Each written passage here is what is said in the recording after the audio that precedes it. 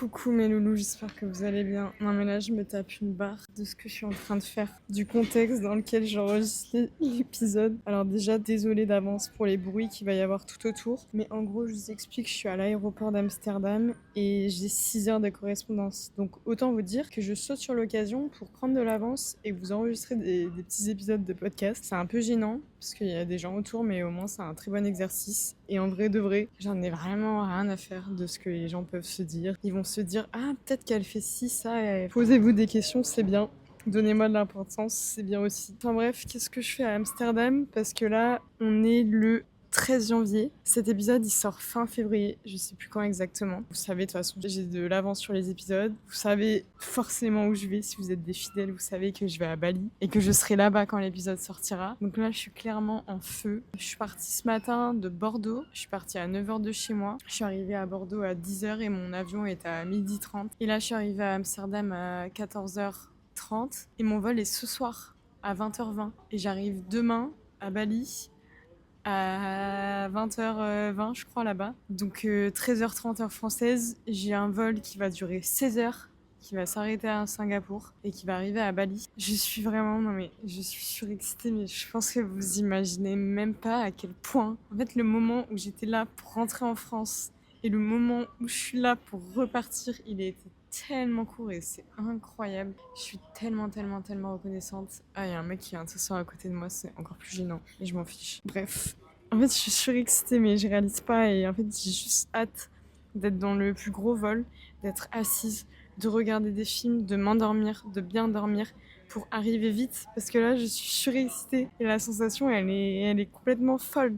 J'ai envie de crier, de sauter de tous les côtés. Mais en fait, c'est pas ça. Là, je me dis, je prends sur moi, je profite de chaque instant. Parce que sinon, j'ai tendance à me dire, ouais, j'ai tellement hâte d'arriver que j'ai pas envie d'avoir tout ce temps d'avion et tout, nan. Mais en vrai, tout est une bénédiction. Je suis en vie, je suis en bonne santé. J'ai trop de chance de partir. Et faut pas toujours vouloir atteindre la destination à tout prix. Il faut profiter du processus. Il faut tout enjoy, il faut rien attendre, il faut tout apprécier. Et il y a que comme ça qu'on évite d'être trop pressé. Et surtout, on se détache. Et oui, le pouvoir du détachement. Là, je me détache de ce que je veux. Ce que je veux, c'est arriver tout près à Bali. Plus je vais attendre ce moment-là, moins il va arriver vite. Tandis que si je me détache, que je me concentre sur moi, sur d'autres choses, sur par exemple enregistrer l'épisode de podcast, et bien là, ça va arriver tout seul à moi sans que je m'en rende compte. Et c'est une belle métaphore. Et d'ailleurs, comme d'habitude, j'ai une petite citation pour cet épisode qui est « Si une chose extérieure te fait souffrir, ce n'est pas la chose elle-même qui te trouble, mais le jugement que tu portes sur elle. Il dépendra de toi de l'effacer à l'instant. » Marc Aurèle. Pensée pour moi-même. D'où m'est venue l'idée de cet épisode? J'avais un peu fait une obsession sur quelque chose, un truc tout con. Et du coup, je me suis dit, mais il faut trop que je fasse un épisode sur le pouvoir du détachement parce que je m'étais grave intéressée à ça. Déjà, quand je m'intéressais de ouf à la manifestation. Et même, en fait, j'y réfléchis tout le temps. Mais il y a une souris par terre. C'est effrayant. Bref. Je réfléchis tout le temps et je me rends grave compte que dans la vie du quotidien, il y a plein de moments où on pratique le pouvoir du détachement sans s'en rendre compte et qu'on attire plein de choses à nous et sans s'en rendre compte aussi. Me concernant, quand j'étais petite, j'étais une personne qui avait beaucoup un attachement anxieux, ce qui faisait que j'avais tendance à faire une obsession sur les gens. Et j'étais très dépendante de mes amis ou de mes petits copains. Tout mon monde ou mon humeur allait dépendre de s'ils m'accordaient de l'importance ou pas. Et pareil pour mes parents, je dépendais grave de leur validation. Et ça me faisait beaucoup souffrir. À l'heure actuelle, c'est plus le cas parce que maintenant, je me fais passer avant. Peu importe ce qui se passe. Dans tous les cas, je vais vous expliquer tout ça, comment faire, etc. Mais je voulais dans un premier temps aborder tous les exemples de la vie quotidienne qui vous prouvent que le pouvoir du détachement vous permet de tout attirer à vous. Par exemple, imaginez que vous avez perdu un truc super important. Genre, vous avez perdu vos AirPods, vous allez retourner toute votre maison, vous savez qu'ils sont dedans, vous allez les chercher partout, vous allez faire une obsession, vous n'allez jamais les trouver. Et un beau jour, vous allez abandonner cet objectif-là et comme par hasard, ils vont réapparaître sous vos yeux. C'est quand même fou ça. Il y a aussi, par exemple, vous voulez vous endormir le soir et vous faites une obsession dessus. En mode, il faut absolument que je dorme, dans 10 minutes, il faut que je sois en train de dormir, etc. Vous allez tellement faire une obsession que vous n'allez jamais réussir à vous endormir. Tandis que si vous vous concentrez sur autre chose, par exemple à ce que vous voulez faire plus tard, à vos objectifs pour le lendemain, et que vous allez détourner votre attention de cet objectif-là, vous allez plus facilement vous endormir. Ou même par exemple si vous allez vous coucher à 20h et que vous n'avez plus la pression de devoir vous endormir rapidement, là vous allez pas avoir de peine à vous endormir. Aussi, cet exemple il marche quand vous voulez absolument que quelqu'un réponde à votre message ou juste que quelqu'un va mettre du temps à vous répondre et que vous allez faire une obsession dessus. Alors ça, moi, c'est quelque chose que je faisais beaucoup quand j'étais petite. Parce que comme je vous disais, j'étais très dépendante de mes petits copains, des personnes avec qui je parlais. Et j'allais pouvoir très vite me projeter. Et du coup, je plaçais des attentes très hautes. Et j'allais attendre à ce qu'on me réponde vite. Et si la personne avait malheur à mettre du temps à me répondre, j'allais faire une obsession, j'allais me sentir rejetée, abandonnée, mal. Du coup, pour éviter de rester obsédée sur mon téléphone, d'attendre une réponse, etc., ce que je faisais pour me détacher de ça, écoutez bien parce que je pense que moi, je connais personne qui a déjà fait ça. Si vous avez déjà fait ça, vraiment envoyez un message parce que je pense que je suis la seule folle qui a déjà fait ça dans sa vie. Mais ce que je faisais quand je parlais avec la personne par SMS, j'enlevais la carte SIM de mon téléphone. Ça m'est même déjà arrivé de l'enlever pendant une semaine. Alors que la personne avec qui je parlais m'avait répondu juste après que j'avais ma carte SIM, quoi. Mais bref, j'étais hyper extrême. Ou alors désinstaller des applications, mettre le mode avion, etc. Et à chaque fois, ça marchait. Dès que je remettais l'application, dès que je remettais ma carte SIM, j'avais toujours un message. Et moi, ça me permettait de me concentrer sur d'autres choses et de ne plus être en attente de messages. Et ça, je le fais quand je parle avec quelqu'un que j'aime bien ou quelqu'un avec qui j'apprends ses réponses. Je mets la personne en sourdine. Comme ça m'évite d'attendre une notification ou de voir une notification. Pareil, cet exemple, il marche aussi quand tu viens de te séparer de quelqu'un que t'aimes, que tu veux pas te séparer ou que t'as envie de récupérer ton ex, que tu vas faire une fixette dessus et tu vas faire que ça. Tu vas faire que y penser, tu vas avoir des couples, tu vas penser à te mettre avec cette personne. Vous allez en faire carrément une obsession et vous allez y penser tout le temps. Et quand vous allez, d'un coup, avec le temps, vous en avez plus rien à faire de cette personne, vous allez carrément rencontrer quelqu'un d'autre. Et hop, qu'est-ce qui se passe ? Cette personne revient vous voir.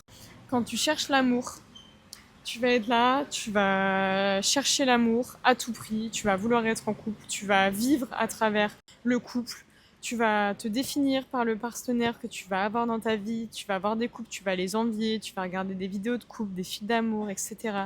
Bref, tu vas en faire une obsession. Dans ces moments-là, ça va être très difficile de trouver l'amour. Alors qu'à partir du moment où tu vas te détacher de tout ça, que tu vas être concentré sur ta vie, tes objectifs, etc., c'est tout le temps là où tu vas rencontrer quelqu'un. Au moment où tu n'as carrément envie de rencontrer personne. Et moi, ça, c'est pareil. Ça me le fait tout le temps. Dès que je rencontre quelqu'un, c'est à un moment donné où j'ai pas forcément envie d'être en couple. Ou alors juste que j'y pense pas forcément. Ou alors qu'avec cette personne-là, je m'y attends pas. Mais ça veut pas forcément dire que je cherche pas l'amour à l'instant T. Juste, j'en fais pas une obsession dans ma tête. L'exemple de voir du détachement qui peut tout attirer à toi, il marche aussi quand, par exemple, tu veux percer sur les réseaux sociaux. Moi, ça me le faisait grave au début, ça. Tu fais un réel, tu vas mettre toute ta vie dessus, tu vas énormément le travailler, tu vas faire du montage, tu vas faire plein de recherches, etc. Tu vas te mettre beaucoup de travail dedans, tu vas le poster, il va pas marcher et tu vas faire un réel sur lequel tu vas mettre vraiment pas beaucoup d'investissement, pas beaucoup de temps, etc. Tu vas le poster et là il va énormément marcher. Aussi un autre exemple, c'est quand tu veux absolument que tu sois apprécié de tout le monde. Du coup tu vas tout faire en fonction des autres, tu vas tout faire pour plaire, tu vas toujours adapter ton langage. Au final tu seras juste plus toi-même. Alors que quand tu es concentré sur toi-même, que tu n'en as plus rien à faire de plaire aux gens ou pas, et c'est là où tu vas attirer plein de personnes à toi et souvent des bonnes personnes. Pareil quand tu veux toujours avoir raison. Par exemple, dans une dispute, tu vas vouloir à tout prix avoir raison, tu vas être là à te battre, à prouver par A plus B. Déjà, non seulement tu vas renvoyer à l'autre une image que tu n'es pas très bien avec toi-même, en plus de ça, tu vas animer un conflit inutilement. Tandis que quand tu arrêtes de te justifier et que t'as plus besoin de prouver que tu as raison et que les gens se rendent compte avec le temps que tu avais forcément raison, mais là, ça a tellement de pouvoir et c'est tellement impactant. Pareil, par exemple, tu vas chercher une idée. Tu as un projet et tu as besoin de trouver un nom. Un nom à une marque, ou alors tu as besoin de trouver une idée de business, etc. Tu vas te mettre dessus, tu vas te dire, allez, j'ai 1 heure pour y réfléchir, j'ai 1 heure pour trouver, et tu vas pas trouver. Et un moment lambda, comme ça, hop, cœur de génie, tu vas avoir une idée et tu vas trouver le nom de ton projet, etc., ou une idée de business. Il y a tout plein d'exemples qui marchent pour illustrer ce propos. Mais dans un premier temps, qu'est-ce que c'est que l'attachement ? L'attachement, c'est un lien émotionnel qui te relie à quelqu'un ou à quelque chose et qui te donne un sentiment de sécurité, d'importance ou d'appartenance. Il y a 2 types d'attachement. Il va y avoir l'attachement sain. C'est le moment où tu tiens à la personne mais tu restes toi-même, tu es stable. Tu peux vivre sans cette personne. Tu peux vivre sans t'effondrer si elle n'est pas là. Tu peux aimer sans te perdre. Tu es bien quand l'autre est là mais tu restes ok quand il n'est pas dispo ou qu'il s'en va. Tu peux dire non, poser des limites. Tu ne te vends pas pour être aimé. La relation te rend calme, plus clair, plus aligné. Tu peux parler d'un problème sans peur d'être quitté à chaque désaccord. Tu fais confiance globalement, t'as pas besoin de contrôler, vérifier, tester. Mais il y a aussi l'attachement insécure, c'est-à-dire que ton équilibre dépend trop de l'autre. Ça peut te créer de l'anxiété, du contrôle, de la jalousie, un besoin d'être rassuré, une peur d'être abandonné. Souvent, ton humeur dépend de ses messages, de son ton, de sa présence. Tu ressens de l'urgence, répondre vite, réparer tout de suite, peur du silence.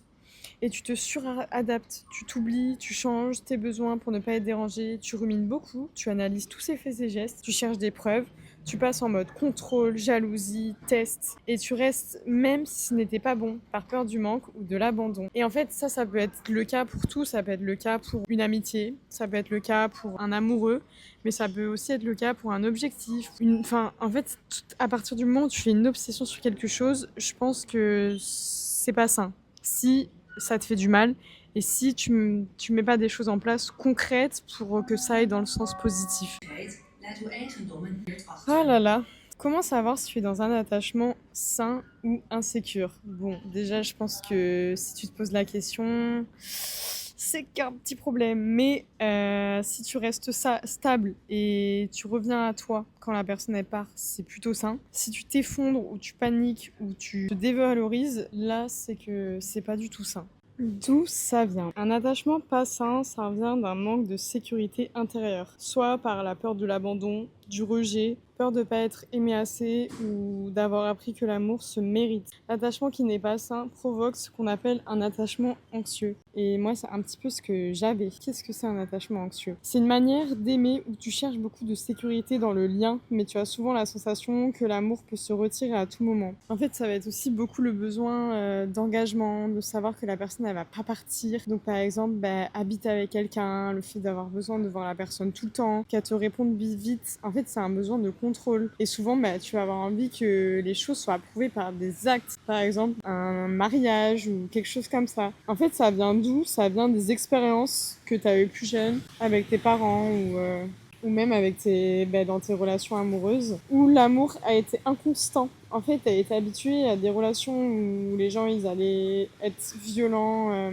psychologiquement avec toi, ou alors qu'ils allaient t'apprendre que l'amour, c'était pas si simple que ça, ou alors que tu étais avec des gens qui avaient des réactions imprévisibles, où tu savais même plus sur quel pied danser. En fait, l'attachement anxieux, c'est lié à des stratégies dite d'hyperactivation, un besoin de rassurance, une vigilance, une protestation, des demandes répétées de proximité. Ces comportements alimentent un cycle poursuite-retrait. En gros, souvent, les attachements anxieux, la plupart du temps, sont avec des attachements évitants qui, eux, en gros, l'attachement anxieux, dès qu'il y a un conflit qui va s'activer, il va avoir besoin de vite arranger les choses, vite parler avec la personne, vite besoin d'être rassuré. Mais il va carrément pouvoir dire à la personne « Rassure-moi, je suis là, je t'en supplie, aime-moi, je t'en supplie, rassure-moi ». Tandis que face à des conflits, l'attachement évitant va fuir. Et surtout, l'attachement évitant s'active quand l'attachement anxieux s'active. Donc plus la personne va l'oppresser à demander de l'attention, à demander d'être rassurée, à demander des explications, à vouloir vite arranger les choses, plus du coup l'attachement évitant va vouloir fuir. Parce que lui, il a besoin de prendre du recul avant de discuter. Il a besoin de se rendre compte des choses. Et ça, c'est l'un des amours les plus destructeurs. En couple, un schéma très documenté, donc c'est ce que je vous disais. Donc c'est demande/retrait. L'un insiste pour se parler, se rapprocher, résoudre maintenant, et l'autre coupe, évite, se ferme et met de la distance. Ce pattern est relié à une moins bonne qualité relationnelle et apparaît fréquemment en conflit Si l'autre est ou devient évitant, le trop de proximité déclenche du détachement chez lui ou chez elle. L'attachement évitant est précisément associé à des stratégies de désactivation, se retirer, minimiser l'émotion, éviter la dépendance, surtout sous stress, conflit. Donc en fait, plus tu vas t'attacher de façon anxieuse, plus tu risques d'augmenter la demande de proximité et plus tu augmentes la probabilité que l'autre se protège par le retrait, surtout si l'autre a des tendances évitantes. C'est un fameux cycle poursuite-retrait. Donc en gros, pour conclure tout ça, cette première partie sur qu'est-ce que vraiment l'attachement, qu'est-ce qu'un attachement sain, qu'est-ce qu'un attachement insécure, en fait, peu importe ce qui va se passer, surtout en cas d'attachement malsain, ce qui va se passer, c'est que l'objectif que tu poursuis, la chose sur laquelle tu es obsédé, la personne sur laquelle tu vas être dépendante, l'attachement insécure ou juste le trop d'attachement va créer l'effet inverse. En fait, tu ne pourras jamais attirer des choses dans ta vie si tu as un attachement malsain. Et ça, on va voir comment dans la deuxième partie. Et pour faire une petite transition, j'ai une petite citation qui est: il y a plus de choses qui font peur qu'il y en a qui font mal. Et nos peines sont plus souvent d'opinion que de réalité. De Sénèque. Qu'est-ce que le détachement? Le détachement signifie de rester intérieurement libre. Tu t'impliques, mais tu ne t'accroches pas. Tu gardes ton centre. Même si l'autre change, s'éloigne, répond moins, ou si l'issue n'est pas celle que tu voulais, tu restes calme et tu restes concentré sur toi. Concrètement, ça ressemble à ça. Tu fais ta part, tu communiques, tu fais des efforts, tu respectes l'autre, puis tu lâches le contrôle. Tu distingues ce qui dépend de toi, tes choix, tes limites, vs ce qui ne dépend pas de toi, les sentiments de l'autre ou comment l'autre va se comporter avec toi. Tu ne confonds pas amour et urgence. Tu peux être triste, mais tu ne détruis pas. Et par exemple, imaginons que y a un objectif que tu veux à tout prix atteindre et que tu vas t'y attacher très fort, tu vas t'y accrocher, tu vas faire une obsession, tu vas à tout prix cet objectif-là, tu vas tellement t'y attacher et faire une obsession que tu vas penser que cet objectif doit être atteint rapidement. Tu vas penser qu'il va arriver à toi rapidement. Tu vas voir que cet objectif n'arrive pas, donc tu vas arrêter de le poursuivre. Tandis que le détachement, c'est de continuer à poursuivre cet objectif tout en sachant que cela va prendre du temps et que tu dois aussi mettre tes énergies sur toi, sur des bonnes choses, avoir un bon équilibre, etc. Et c'est à ce moment-là, tu vas persister ou tu vas comprendre qu'il faut rester détaché de ton objectif, que tu vas pas en faire une obsession, mais que tu vas faire les actes pour t'y emmener, que tu vas pouvoir atteindre plus facilement de choses. Une phrase qui résume bien tout ça. Je te veux, mais je n'ai pas besoin de toi pour aller bien. Qu'est-ce que ça va t'apporter, le pouvoir du détachement? En fait, ça peut chambouler ta vie parce qu'il te rend inatteignable. Pour tout ce que tu contrôlais, l'attente, la peur, le besoin d'être validé, l'incertitude, ton objectif. En fait, ce que ça va changer concrètement, c'est que tu vas reprendre ton pouvoir mental. Tu vas beaucoup moins ruminer, tu vas moins te faire de scénarios, il y aura beaucoup plus de silence intérieur. Tu deviens émotionnellement plus stable, tu ressens mais tu ne t'effondres plus. En fait, tu te ressens vite sur toi-même, tes relations vont totalement changer. Tu n'es plus dans une dynamique de prouve-moi, tu passes dans le je me choisis et ça filtre naturellement les gens instables. Tu attires mieux et tu perds moins de temps. Quand tu ne cours plus, tu vois enfin qui revient de lui-même. Ça, c'est réel. Tu poses des limites sans culpabilité. Tu ne négocies plus ta valeur, tu n'argumentes plus ton non et tu deviens dangereusement focus. Ton énergie revient dans tes projets, ton corps, ton argent, ta créativité. Tu souffres moins longtemps. La douleur existe, mais elle ne devient pas une prison. Comment le pratiquer, le pouvoir du détachement? Ça va être dans le fait d'écouter mon épisode sur le fait de ne pas être accessible à tout le monde, le vrai shift intérieur. Je pense que le fait de ne pas être accessible à tout le monde va te permettre de te détacher de tous les êtres humains et du coup de ne garder et de n'attirer à toi seulement les bonnes personnes qui vont être attirées pour qui tu es. Donc ça, tu peux aussi le faire pour les choses. En fait, tu n'attends rien de ce qui ne te donne rien. Ensuite, ce que tu peux faire, moi, ce que j'ai fait pour ma part, qui a énormément marché et qui m'a détachée d'absolument tout, sans même que je puisse m'en rendre compte, c'est tout mon monde de le faire tourner autour de moi-même. Ça va être de le faire tourner autour de ma réussite professionnelle, autour de mon bien-être, autour de mes relations, autour de mon physique, autour de mon mindset, autour de comment je me sens, autour de ce que je mange, combien de temps je dors, combien d'eau je bois par jour, ce que je consomme comme contenu à la télé, quel podcast j'écoute, quelle personne je fréquente, et bref. Et en fait, c'est tout le temps rester concentré là-dessus. Tout le temps rester concentré sur faire en sorte que je me sente toujours bien et que ce que je fais est toujours aligné avec qui je veux être. Et en fait, comme ma vie tourne absolument autour de ça, parce que du coup, je me lève le matin, ce que je vais faire, c'est je vais écrire. Écrire des choses sur quoi? Sur moi, sur ce que je veux, sur mon passé, etc. Ensuite, qu'est-ce que je vais faire?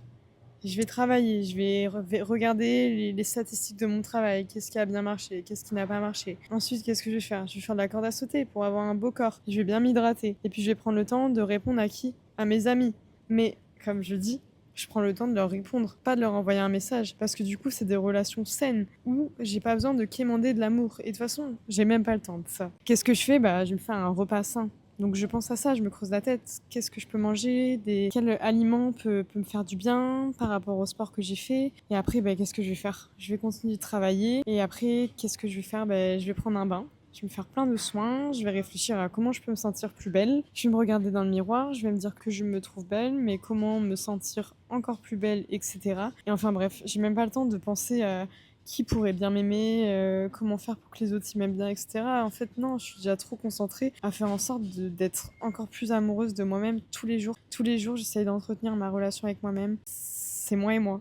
On se tient la main et on avance. Et on avance avec toutes les choses qui veulent bien fonctionner autour de moi, toutes mes relations qui veulent bien rester autour de moi, tous les gens qui m'aiment pour la personne que je suis. Je vais poser des limites aux gens qui ne me respectent pas. Et si c'est des bonnes personnes, ils vont se remettre en question, ils vont s'excuser, ils vont changer, ils vont s'améliorer. Et les mauvaises personnes qui ne me respectent pas, elles partiront. Et en fait, j'ai jamais été aussi heureuse qu'en fonctionnant comme ça. Et je vous promets que si vous faites ça, vous serez vraiment détaché de tout. Du coup, par rapport aux relations amoureuses, dans cet état d'esprit-là, en fait, je sors d'une relation, enfin, ça fait maintenant 5 mois. Ça fera un petit peu plus à l'heure où vous écouterez l'épisode, donc autant vous dire que j'ai pas vraiment le temps de chercher l'amour. De toute façon, quand je sortais de ma relation, vous vous doutez bien que j'avais pas du tout envie de me remettre dans une relation. Après, j'étais à Bali, donc la vie, elle allait à 100 à l'heure. J'avais même pas le temps de me concentrer là-dessus. Et là, j'avoue, je suis rentrée chez mes parents, j'ai vraiment pris soin de moi. En fait, moi, l'objectif que je me disais, c'est j'ai envie d'être à la hauteur de mes attentes. Donc, je sais que j'ai envie d'une personne qui a un bon mindset, qui fait du sport, qui s'alimente bien, qui s'aime à 100%, une personne qui va être aussi physiquement présentable. Et je sais que avant de vouloir cette personne,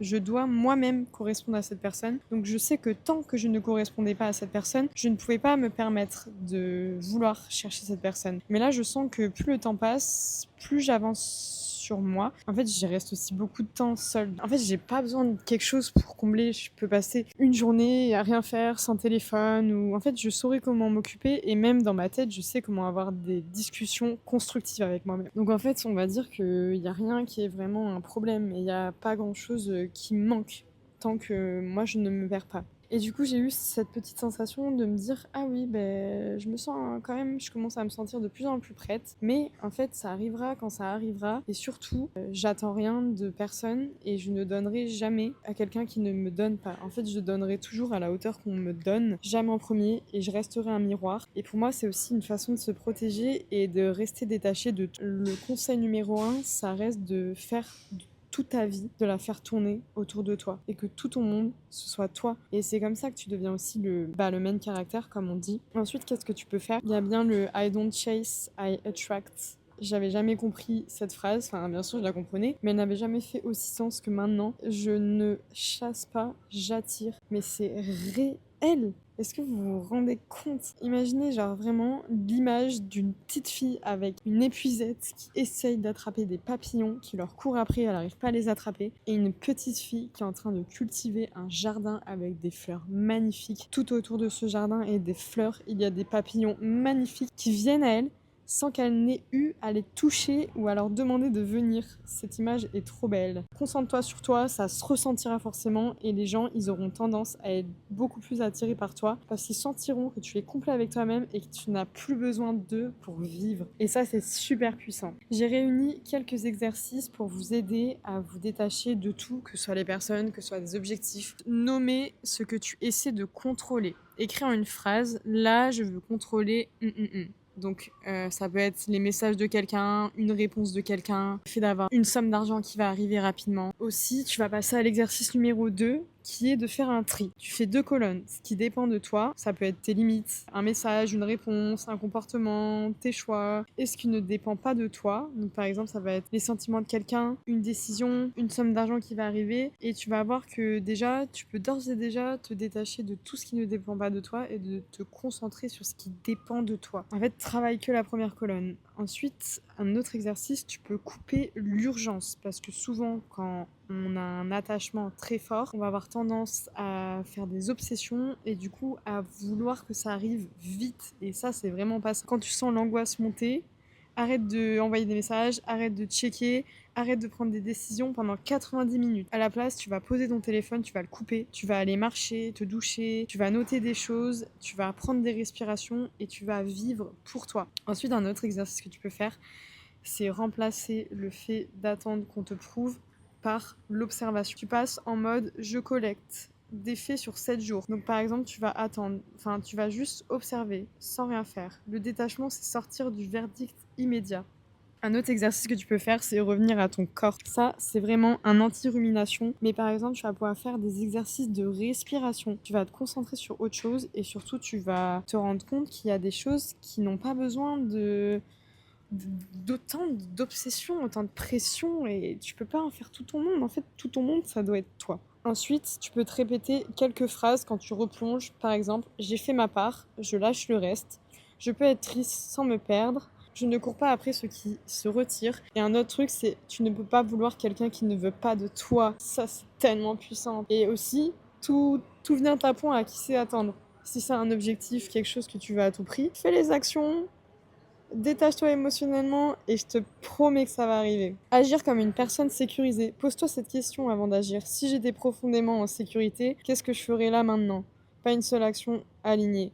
En fait aussi, avec ça, il y a agir comme la personne que tu aimerais être agirait. Tout ça, en fait, le fait de te détacher de tout, ça va te rendre beaucoup plus attractive parce que le détachement envoie 4 signaux très puissants. Le premier signal, ça va être la sécurité. Tu n'es pas en demande, tu vibres je vais bien avec ou sans toi. L'autre signal, ça va être la valeur. Tu ne cherches pas à convaincre, tu te choisis, tu filtres, tu te respectes. Ensuite, le mystère plus espace. Tu laisses de l'air. L'autre a de la place pour venir vers toi au lieu de se sentir pressé. Et ensuite, la quatrième valeur, ça va être l'énergie. Tu n'es plus drainé par l'attente. Tu rayonnes, tu te concentres sur tes projets, ton humour, ta présence, ta féminité, ta masculinité, ton charisme. Concrètement, ça se voit par des comportements. Tu vas plus répondre immédiatement aux messages, tu vas répondre quand tu veux, tu ne te justifies plus, tu ne relances pas les gens qui ne te répondent pas, tu réponds fermement quand ça ne te convient pas, et c'est tout. C'est tout. Et les gens, ils désirent davantage ce qui n'est pas garanti, et ça c'est prouvé, quand tu es détaché, tu n'es pas acquise, donc l'autre ressent un léger challenge sain, et surtout du respect. Tu n'es pas à la merci des autres, tu n'es pas là devant eux à genoux en train de prier pour qu'ils te donnent de l'attention. Donne-toi de l'attention toi-même, c'est tout ce qui compte, c'est la meilleure attention que tu peux avoir. Plus tu te donnes de l'attention, moins tu en attendras des autres. Décide exactement ce que tu veux et pourquoi. Donc pose une intention. Je veux ça pour ressentir ça. Par exemple, je veux une relation stable pour me sentir en sécurité et respectée. Deviens la version de toi qu'il a déjà. Comment cette personne-là agirait? Si c'était déjà en route, comment je me comporterais aujourd'hui? Ton énergie, tes choix, tes limites, ton agenda, comment tu te sentirais? Fais une action ciblée par jour. L'action attire. Fais une action quotidienne qui crée un pont vers ton objectif. Par exemple, si c'est en amour, accepter un date, parler à une personne, sortir.